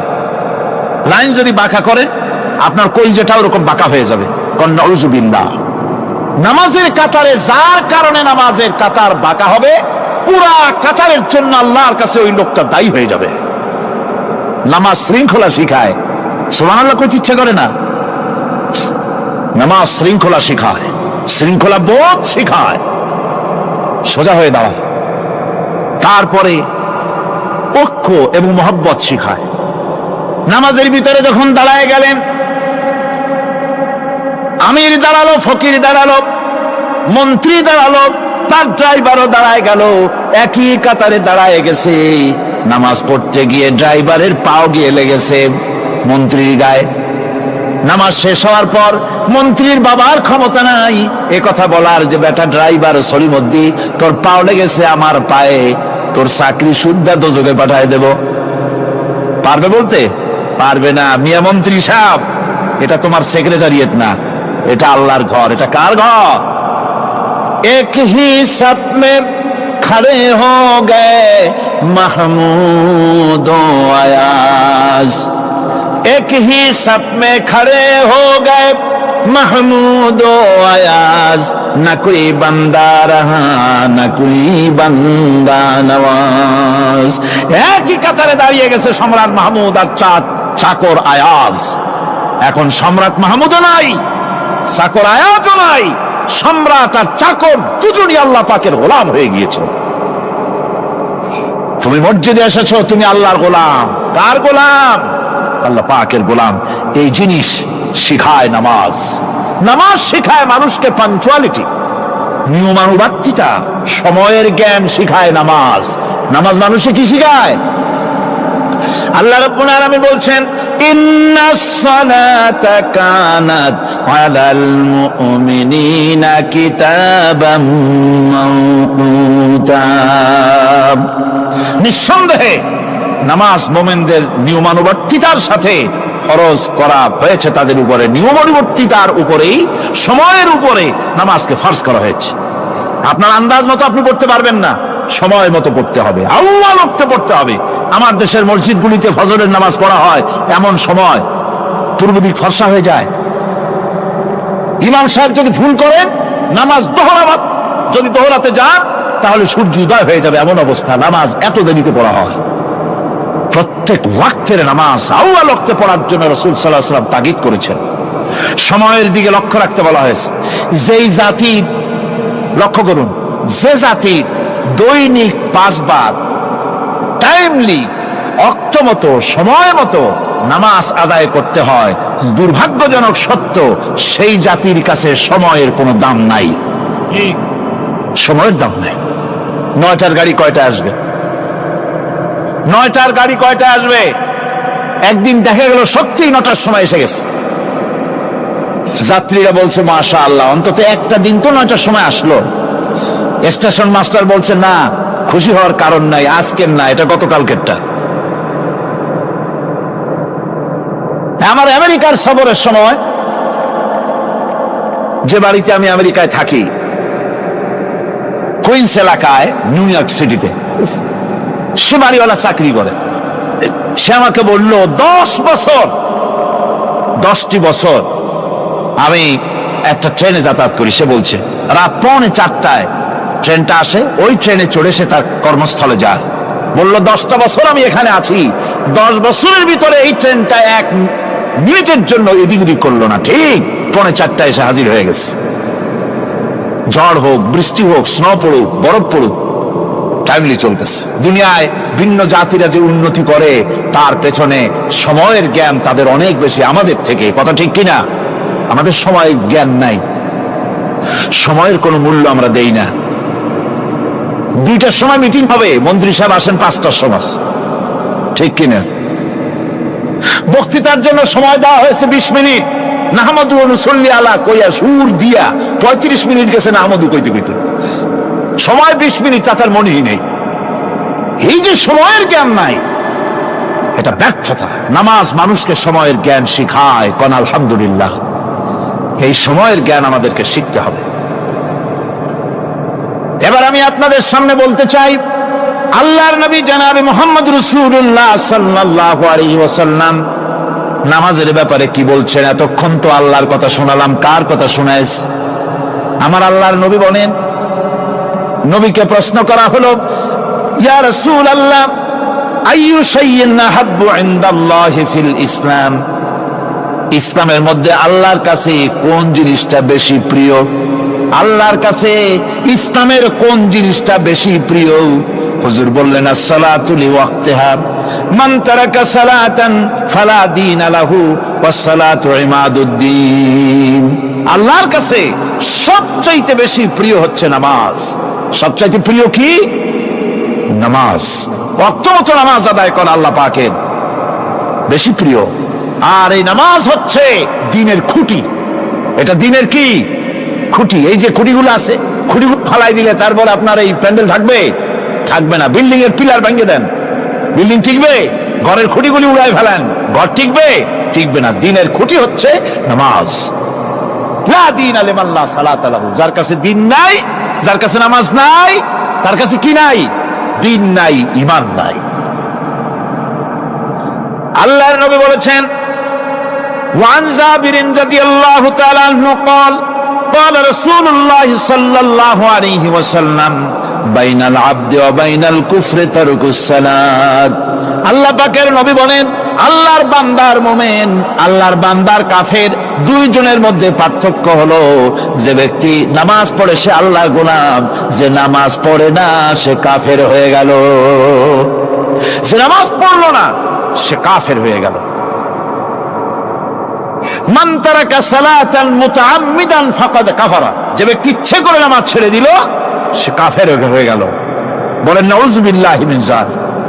এই জন্য নামাজ আদায় করা বাধ্যতামূলক প্রত্যেকটি মুসলমানের জন্য। রাসূল করিম সাল্লাল্লাহু আলাইহি ওয়াসাল্লাম একটা দৃষ্টান্ত দিয়েছেন, কারো বাড়ির সামনে যদি একটা নাহার থাকে, একটা পুকুর থাকে, একটা খাল থাকে প্রবাহিত, এতে যদি ওই বাড়িওয়ালা দৈনিক 5 বার গোসল করে, তাহলে তার গায়ে কি কোনো ময়লা থাকে? হুজুর, সাহাবীরা বললেন না হুজুর, থাকে না। হুজুর বললেন এটাই হলো নামাজের দৃষ্টান্ত। 5 ওয়াক্ত নামাজ যে আদায় করবে সে গুনাহ থেকে আল্লাহ পাক তাকে পবিত্র করে দিবেন। সুবহানাল্লাহি বিহামদি। আমার ভাইরা,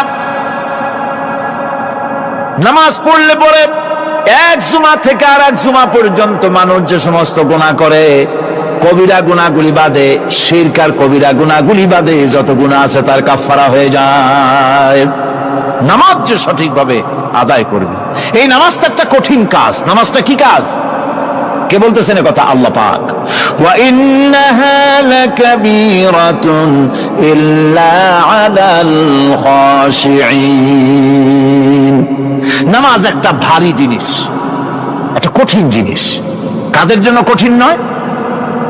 যারা নাকি আল্লাহ পাককে ভয় করে, الذين يظنون أنهم ملاقو ربهم وأنهم إليه راجعون যারা নাকি একথা মনের ভিতরে ধারণা করে যে আল্লাহ রাব্বুল আলামিনের দরবারে আমার হাজির হওয়া লাগবে, মোলাকাত করা লাগবে, এই চিন্তা যারা করে তাদের জন্য নামাজ মোটেই কষ্টকর নয়, নামাজ মোটেই তাদের জন্য অসহনীয় নয়, বোঝা নয়, ভার নয়। তারা নামাজ আদায় ঠিকই করবে। এই জন্যে বিবি বাল বাচ্চা সকলকে নামাজের জন্য তাগিদ করতে হবে। যত ভাই এখানে এসেছেন নিজেরা পড়বেন, বিবি বাল বাচ্চাকে তাকিদ করবেন। আল্লাহ পাক বলছেন ওয়ানজির আশীরাতাকাল আকরাবিন, তোমার নিকটবর্তী যারা আছে তাদেরকে তুমি আল্লাহর ভয় দেখাও, নামাজের জন্য তাদেরকে বলো, আল্লাহর ভয় তাদের অন্তঃকরণের মধ্যে সৃষ্টি করে দাও। আর এই নামাজ পড়তে হবে জামাতের সাথে, নামাজ পড়তে হবে কিছুর সাথে, জামাতের সাথে। রাসূল করিম সাল্লাল্লাহু আলাইহি ওয়াসাল্লাম বলছেন, হুজুরের কাছে, আল্লাহর নবীর কাছে হযরতে আবু হুরায়রা রাদিয়াল্লাহু তাআলা আনহু হাদিসটি বর্ণনা করেছেন। হুজুরের কাছে একজন অন্ধ লোক এলো। সেই অন্ধ লোক এসে বললেন, হুজুর আমি তো চোখে দেখি না, জামাতের যে গুরুত্বের কথা আপনি বললেন, আমাকে কি রুখসত দেওয়া যায় নাকি? আমি অনেক সময় সাথী সঙ্গী পাই না, আমাকে কি রুখসত দেওয়া যায় নাকি? হুজুর বললেন, হ্যাঁ তোমাকে রুখসত দেওয়া গেল। অন্ধ যখন হেঁটে যাচ্ছিলেন, নবীজি তাকে আবার ডাকলেন, ডেকে জিজ্ঞেস করলেন, অন্ধ নামাজের মসজিদের আজান কি তোমার কানে যায়? বলে হ্যাঁ আমি আজান শুনি। হুজুর বললেন, আজানের জবাব দিবা, মসজিদে এসে জামাতে নামাজ পড়বা। একজন অন্ধকে রুখসত দেওয়া হয় নাই। মসজিদে আজান শোনার পর ঘরে বসে যদি নামাজ আদায় করেন, নামাজের হক আদায় হবে না। হুজুর সাল্লাল্লাহু আলাইহি ওয়াসাল্লাম বলেছেন, মসজিদে আজান হওয়ার পর যে ব্যক্তি ঘরে বসে নামাজ পড়ে, আমার ইচ্ছা হয় ঘরটা আগুন দিয়ে জ্বালায় দেই। কে বলতেছেন? রাহমাতুল লিল আলামিন বলতেছেন, রাহমাতুল লিল আলামিন বলতেছেন। ঘরের মধ্যে যদি মেয়ে লোক আর বাচ্চারা যদি না থাকতো, তাহলে আমার ইচ্ছা হয় আমি বলি আগুন দিয়ে ঘরটারে জ্বালায় দাও। এই ঘরের মহব্বতই তো সে বাইর হয় না। নামাজের এত বড় গুরুত্ব দেওয়া হয়েছে। আমার বন্ধুগণ, এই নামাজের জামাতি আল্লাহর নবী জীবনের শেষ নামাজ জামাতে আদায় করেছেন। জীবনের শেষ নামাজটাও জামাতে আদায় করলেন। তখন তার এমন অবস্থা, এত অসুস্থ, দাঁড়াতে পারেন না, হাঁটতে পারেন না। দুইজন সাহাবীর কাঁধের উপরে ভর করে তারপরে বহু কষ্ট করে মসজিদে গিয়ে নামাজ আদায় করেছেন। খুতবা দিয়েছেন, বললেন, খুতবা দিতে গিয়ে বললেন, আজ থেকে মসজিদে নববীর চতুর্দিকের সকলের দরজা বন্ধ হয়ে যাবে, শুধু আবু বকরের দরজাটা খোলা থাকবে। আল্লাহর নবী বললেন, আল্লাহ রাব্বুল আলামিন এই পৃথিবীতে তার এক বান্দাকে জাগতিক সব সম্পদ দিতে চেয়েছিলেন, কিন্তু সে বান্দা সব জাগতিক সম্পদকে উপেক্ষা করে মাবুদের সঙ্গে দেখা করা বেশি জরুরি, বেশি পছন্দ মনে করেছেন। এতটুকুন কথা নবীজি বললেন, কেউ কিছু বুঝলো না। হযরতে আবু বকর রাদিয়াল্লাহু তাআলা আনহু হুজুরের এই কথা শুনে কাঁদতে কাঁদতে তিনি অস্থির হয়ে যাচ্ছেন। সাহাবীরা চিন্তা করলেন, হুজুর কান্না কার কথা বলেছেন, তাতে কান্নার কি আছে? বয়োবৃদ্ধ, জ্ঞান বৃদ্ধ হযরতে আবু বকর রাদিয়াল্লাহু তাআলা আনহু বুঝতে পেরেছেন, এই পৃথিবীর সব সম্পদ তো আল্লাহ হুজুরকেই দিতে চেয়েছিলেন। তিনি সমস্ত সম্পদকে উপেক্ষা করে তার মাবুদের সঙ্গে দেখা করার জন্য প্রস্তুতি নিয়েছেন। তার মানে হলো আল্লাহ নবী বিদায় হয়ে যাবেন, আমরা নবী থেকে এতিম হয়ে যাব। নবীজি ঘরের মধ্যে প্রবেশ করলেন, প্রচন্ড জ্বর এলো। এই প্রচন্ড জ্বর নিয়ে তিনি শুয়ে আছেন, কখনো বেহুশ কখনো হুশ। এর মধ্যে সারা জান হয়ে গেল। সাহাবীরা বহুক্ষণ অপেক্ষা করে হযরত আবু বকরের ইমামতিতে নামাজ শুরু করলেন। হুজুরের হুশ এলো, প্রশ্ন করলেন, আয়েশা রে এখন কোন সময়? হযরত আয়েশা বলেন, ইয়া রাসূলুল্লাহি, মসজিদে নববীতে নামাজ শুরু হয়ে গেছে। সাহাবীরা অনেকক্ষণ অপেক্ষা করে আমার বাবার ইমামতিতে নামাজ পড়তেছে সবাই, কিন্তু সাহাবীরা কেঁদে কেঁদে নামাজের মধ্যেই কাঁদতে কাঁদতে অস্থির হয়ে যাচ্ছে। তাদের মনের ধারণা হয়েছে নবীজির পেছনে নামাজ পড়ার কিসমত থেকে তারা মাহরুম হয়ে গেল। নবীজি বলেন, আয়েশা দরজা খুলে দাও আর আমার মাথাটা একটু উঁচু করে ধরো, আমি একটু নামাজের দৃশ্যটা দেখি। দরজা খুলে দেওয়া হলো, নবীজির মাথা উঁচু করে ধরা হলো। নামাজের জামাতের দৃশ্য দেখে নবীজি আবার শুয়ে পড়লেন। হযরত আয়েশা লক্ষ্য করে দেখেন নবীজির দুই চোখের কোনা দিয়া পানি পড়তেছে। মা আয়েশা জিজ্ঞেস করেন, ইয়া রাসূলুল্লাহ, হে নামাজের দৃশ্য দেখে চোখে কেন পানি এলো? হুজুর বলেন, আয়েশা রে, এটা কোনো দুঃখের পানি নয়, এটা তৃপ্তির পানি। এই যে জামাত নামাজ পড়তেছে লোকেরা, এই জামাত কায়েমের জন্য তায়েফের ময়দানে অনেক রক্ত আমার ঝরেছে, উহুদের ময়দানে দান্দার মোবারক শহীদ হয়েছে, সাহাবায়ে কেরাম জীবন দিয়েছে। এই যে জামাত আমি দেখতে পেলাম, ভবিষ্যতের একটা ছবি যেন চোখে ধরা পড়লো। আমার মনে হলো কিয়ামত পর্যন্ত এই পৃথিবীতে আমার যত উম্মত আসবে তারা এইভাবে করে জামাতে নামাজ আদায় করবে। নবীজি মাথার কাছে মালাকুল মউত যখন এসে গেছেন, আমার ভাইরা, এই পৃথিবীতে যত নবীরা এসেছিলেন মৃত্যুর সময় সমস্ত নবীরা শেষ কথা যেটা বলেছেন, হাদিস, সমস্ত নবীরা উম্মতের জন্য মৃত্যুর মুহূর্তে শেষ কথা যেটা বলেছেন সেটা হলো আসসালাত, আসসালাত, নামাজ, নামাজ। আমার নবী যখন বিদায় হয়ে যান, বিদায় মুহূর্তে মেয়ের কথা বললেন না, কলিজার টুকরা নাতির কথা বললেন না, জামাইয়ের কথা বললেন না, স্ত্রীর কথা বললেন না, মৃত্যুর সময় শেষ কথা বললেন আসসালাত, আসসালাত ওয়া মা মালাকাত আইমানুকুম, নামাজ, নামাজ, আমার উম্মতেরা নামাজ, আমার উম্মতেরা নামাজ ছেড়ে দিও না, নামাজ। যে নবী উম্মতের জন্য এত কাঁদলেন, নামাজের জন্য এত কথা বলে গেলেন, আল্লাহ রাব্বুল আলামিন নামাজের জন্য এত নির্দেশ করলেন, নবী ইন্তেকালের সময় নামাজের কথা বলে দিলেন, সেই মুসলমান আজ নামাজ আদায় করে না, নামাজ পড়ে তো নামাজ শুদ্ধ হয় না। হযরত হুযায়ফা রাদিয়াল্লাহু তাআলা আনহু তিনি একবার ইয়েমেন সফর করেছিলেন, এক মসজিদে নামাজ পড়লেন, একজনকে তিনি নামাজ পড়তে দেখলেন, নামাজ পড়তে দেখে তিনি অপেক্ষা করলেন, লোকটার নামাজ হয়ে যাওয়ার পর তিনি প্রশ্ন করলেন, আল্লাহর বান্দা, তুমি কতদিন এরকমের নামাজ পড়তেছো? তিনি বললেন, প্রায় 40 বছর তো হবে আমি এরকম নামাজ পড়তেছি। হযরত হুযায়ফা বলেন, তুমি কি আমারে চেনো? কয়, না, চিনি না। হযরত হুযায়ফা বললেন, আল্লাহর বান্দা শোনো, আমি হচ্ছি আল্লাহর নবী মুহাম্মদ রাসূলুল্লাহ সাল্লাল্লাহু আলাইহি সাল্লামের সাহাবী হুযায়ফা।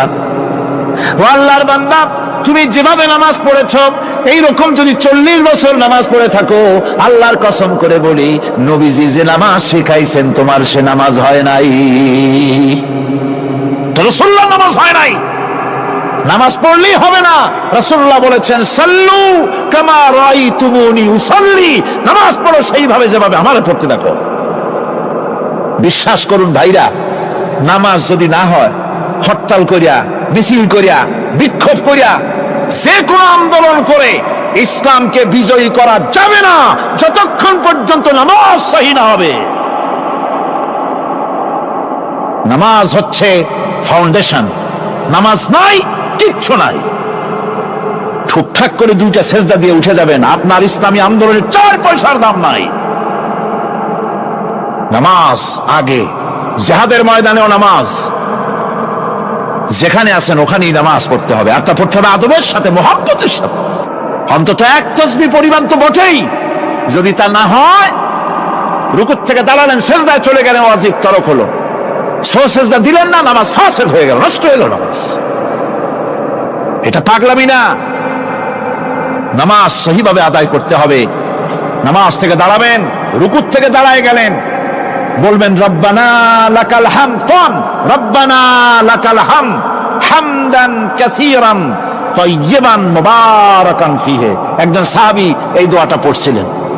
নামাজ শেষ করে আল্লাহর নবী প্রশ্ন করলেন, নামাজের ভিতরে অতিরিক্ত এই কথাগুলি কে বলেছো? সাহাবী ভয় পেয়ে গেলেন, ভয় ভয় তিনি বললেন, হুজুর আমি বলেছি। হুজুর বললেন, তুমি জানো না আমি নবী, তুমি নবী না, আমি যা দেখি তুমি দেখতে পাও না। তুমি যখন এই দোয়াটা পড়তেছিলে আমি লক্ষ্য করেছিলাম আল্লাহর রহমতের ফেরেশতারা প্রতিযোগিতা করতেছিল তোমার আমল নামায় কে কত বেশি নেকি লিখবে। রুকুতে দাঁড়ায়া এটা পড়বেন, সেজদায় চলে যাবেন, দুই সেজদার মাঝখানে ততক্ষণ বসে থাকবেন যতক্ষণ একটা সেজদার ভিতরে ছিলেন, পড়বেন আল্লাহুম্মা গফিরলি ওয়ারহামনি ওয়াহদিনি ওয়াআফিনি ওয়ারযুকনি। নামাজের মধ্যে দোয়া করতেছেন, আল্লাহ আমারে ক্ষমা করে দাও। এসব দোয়া সব হুজুরের। আমাকে ক্ষমা করো, আমাকে হেদায়েত দাও, আমাকে সুস্থ করো, আমাকে রহম করো, আমাকে রিজিক দাও। সুবহানাল্লাহ। নামাজের ভিতরে দোয়া কবুলের সময়, নামাজের সেজদার ভিতরে দোয়া কবুল হয়। এইভাবে করে রাসূল করিম সাল্লাল্লাহু আলাইহি ওয়াসাল্লামের নামাজটা কেমন হাক্কানি উলামাদের কাছ থেকে জেনে নেবেন। যেহেতু হুজুর বলেছেন সাল্লু কামা রাআইতুমুনি উসাল্লি, নামাজ পড়ো সেইভাবে যেভাবে আমাকে পড়তে দেখো। নামাজের ভিতরে একাগ্রতা লাগবে, ভালোবাসা লাগবে, ভয় লাগবে, মুহাব্বত লাগবে। পরিপূর্ণ সময় নিয়ে শান্তিপূর্ণভাবে নামাজ পড়তে হবে। আর যত তাড়াহুড়া সব হচ্ছে নামাজের মধ্যে, ঠিক কিনা ভাইরা? রাসূল করিম সাল্লাল্লাহু আলাইহি ওয়াসাল্লামের যে নামাজ, হুজুর যেভাবে নামাজ পড়েছেন হাদিসে যা পাওয়া যায়, হাদিসে বুখারীতে সব আছে, দেখে নেবেন, সেইভাবে নামাজটা আদায় করে নেবেন। কিয়ামতের দিন আল্লাহ রাব্বুল আলামিন সর্বপ্রথম বান্দাকে প্রশ্ন করবেন কি? বুখারী শরীফে এসেছে, আন আবি হুরায়রা রাদিয়াল্লাহু তাআলা قال سمعت رسول الله صلى الله عليه وسلم يقول إنما يحاسب به العبد يوم القيامة من عمله صلاته। বুখারী শরীফের হাদিস, আল্লাহ রাব্বুল আলামিনের নবী বলেন, হযরত আবু হুরায়রা হাদিস খানা বর্ণনা করেছেন, তিনি বলেন যে আমি রাসূলের মুখে শুনেছি কিয়ামতের দিন আল্লাহ রাব্বুল আলামিন সর্বপ্রথম তার বান্দার কাছে প্রশ্ন করবেন, বান্দা নামাজ আদায় করেছিলি কিনা? নামাজ সর্বপ্রথম প্রশ্ন। যেরকম সর্বপ্রথম প্রশ্নটা কি? নামাজ। এই নামাজ আপনার বাচ্চাদেরকে যখন 7 বছর বয়স হবে নামাজের হুকুম করবেন। 10 বছরে নামাজ না পড়লে প্রহার করতে বলা হয়েছে। নামাজের জন্য কড়াকড়ি করতে হবে। পুরুষ নারী মেয়েদের মাসের ভিতরে কখনো কখনো তাদের যে সমস্ত মাসলা মাসাইল আছে সেই অনুযায়ী কখনো তাদের ক্ষমা আছে, বাকি তাদের নামাজ পড়তে হবে। আর পুরুষের জন্য পাগল হয়ে যাওয়া, বেহুশ হয়ে যাওয়া ছাড়া নামাজ মাপ নাই, নামাজ পড়তেই হবে। এই যে নামাজ না হলে ঈমান থাকবে না, ঈমান নষ্ট হবে, কিয়ামতে জাহান্নামে যাওয়া লাগবে। এসব কথা শোনার পর আজকের তাফসীরুল কোরআন মাহফিলে আমরা কি ওয়াদা করতে পারি যে আমরা মালাকুল মউত যতক্ষণ পর্যন্ত আমাদের মাথার কাছে না আসবে নামাজ ছেড়ে দেব না? এই ওয়াদা কি করতে পারি? 2 হাত উঁচু করুন, বলেন ইয়া আল্লাহ, আমি তোমার নামে শপথ করছি, যতদিন মালাকুল মউত আমার মাথার কাছে না আসতেছে ততদিন পর্যন্ত ফরজ নামাজ, ফরজ রোজা ছেড়ে দেব না। ইয়া আল্লাহ, মৃত্যু পর্যন্ত আমার এই ওয়াদা পালনের তৌফিক আমাকে দান করো, আমিন। আল্লাহ পাক আমাদের এই ওয়াদা মঞ্জুর করুন, জোরে কোন আমিন। আলোচনার শেষ পর্যায়ে এখন আমরা মুনাজাতের দিকে যাব। দাঁড়ানো ভাইয়েরা সবাই বসেন, মুনাজাতের শরীক হন। আল্লাহ রাব্বুল আলামিন নামাজের জন্য আমাদেরকে দোয়া শিখাই দিয়েছেন, কোন সুবহানাল্লাহ। কে শিখাইছেন দোয়া? আল্লাহ পাক দোয়া শিখালেন, রব্বি জাআলনি মুকিমাস সালাতি ওয়া মিন যুররিয়াতি রব্বানা ওয়া তাকাব্বাল দুআ। আয় আল্লাহ, আমারে আমার বিবি বাল বাচ্চারে নামাজের উপরে প্রতিষ্ঠিত করো। আল্লাহ তুমি দয়া করে দোয়া কবুল করো, জোরে কোন আমিন। আল্লাহ রাব্বুল আলামিনের বাণী, ফাইন্না মাআল উসরি ইউসরান, ইন্না মাআল উসরি ইউসরা। আল্লাহ পাক বলেন, জেনে রাখো, দুঃখ এবং কষ্টের সাথে রয়েছে সুযোগ আর সুবিধা, আর অসচ্ছলতার সাথে রয়েছে উদার সচ্ছলতা, জোরে কোন সুবহানাল্লাহ। কাজে ভয় পাওয়ার কারণ নাই, হতাশ হওয়ার কারণ নাই। মন আশায় বুক বেঁধে রাখো। গুনাহ করেছ, হতাশ হও না। যুবকদের গুনাহ করা স্বাভাবিক। ইউনিভার্সিটির ছাত্র, কলেজের ছাত্র, প্রফেসর, শিক্ষক, অফিসার ঘুষ খেয়েছেন, জিনা করা হয়েছে, মদ খাওয়া হয়েছে, মিথ্যা কথা বলা হয়েছে, যাই কিছু করেন না কেন ভয় পাওয়ার কারণ নাই। নিরাশ হওয়ার কোনো দরকার নাই। আল্লাহ পাক ডেকে বলেছেন, কুল ইয়া ইবাদিয়াল্লাযীনা আসরাফু আলা আনফুসিহিম লা তাকনাতু মির রাহমাতিল্লাহ। আরে আমার আল্লাহর মতো এত ভালো আর কেউ আছে? এত দরদ আর কারো আছে? আমার আল্লাহ বলেন, ও নবী আপনি শুনায় দেন, হে আল্লাহর বান্দারা, তোমরা যারা নিজেদের উপরে বাড়াবাড়ি করেছো, নিজেদের উপরে জুলুম করেছো, অত্যাচার করেছো, আমি আল্লাহর রহমত থেকে নিরাশ হয়ে যেও না। মানুষ যদি অপরাধ করে, বাপের সাথে অপরাধ করেছে, মায়ের সাথে অপরাধ করেছে, মা বাবা সন্তানের চাইতে এত বড় কল্যাণকামী তো আর কেউ নাই, কিন্তু মা বাবা কোনোদিন বলে না আয় আয় আমার ছেলে তোরে মাফ করে দেই, এরকম বলে নাকি? মন চায় ছেলে যদি মাপ চাইতো, খুশি হয়ে মাফ করে দিতাম, কিন্তু কেন যে আসে না, ডাকে না যে আয় মাফ করে দেই। মা বাপ আপনাকে এত ভালোবাসে, সেই মা বাপও আপনাকে বলে না যে আয় মাফ করে দেই। আমার আল্লাহ হচ্ছেন এমন আল্লাহ, আল্লাহ রাব্বুল আলামিন ডাকেন, এ বান্দা খুন করেছিস ফিরে আয়, জিনা করেছিস ফিরে আয়, হত্যা করেছিস ফিরে আয়, চুরি করেছিস ফিরে আয়, কুফরি করেছিস ফিরে আয়, সুদ খেয়েছিস, ঘুষ খেয়েছিস, মদ খেয়েছিস ফিরে আয়, এসে আমার দরবারে চোখের পানি ফেল, আমার দরবারে কাঁদাকাটি কর। ইন্নাল্লাহা ইয়াগফিরুয যুনুবা জামিআ ইন্নাহু হুয়াল গফুরুর রহিম। আমার দরবারে চোখের পানি ফেলে কান, আমি রব্বুল আলামিন জিন্দেগীর গুনাহ মাফ করে দেব। সুবহানাল্লাহ কর, সুবহানাল্লাহ কর। আমার কাছে কান, চোখের পানি ফেল। আল্লাহ রাব্বুল আলামিনের কাছে বান্দার দুইটা ফোঁটা বেশি প্রিয়। একটা হলো জিহাদের ময়দানে যে রক্ত ফোঁটা দেওয়া হয়, এটা আল্লাহর কাছে প্রিয়। আর আল্লাহর ভয়তে গুনার জন্য লজ্জা করে, অনুশোচনা করে বান্দা যখন চোখের পানি ছেড়ে দেয়, আল্লাহর কাছে এটা অত্যন্ত প্রিয়। নবীজি বলেছেন, বান্দা যখন গুনার ভয়তে, আল্লাহর ভয়তে, জাহান্নামের ভয়তে অনুশোচনা করে যখন চোখ দিয়া পানি ছেড়ে দেয়, ওই চোখের পানি নাকের অর্ধেক আসতে না আসতে আল্লাহ রাব্বুল আলামিন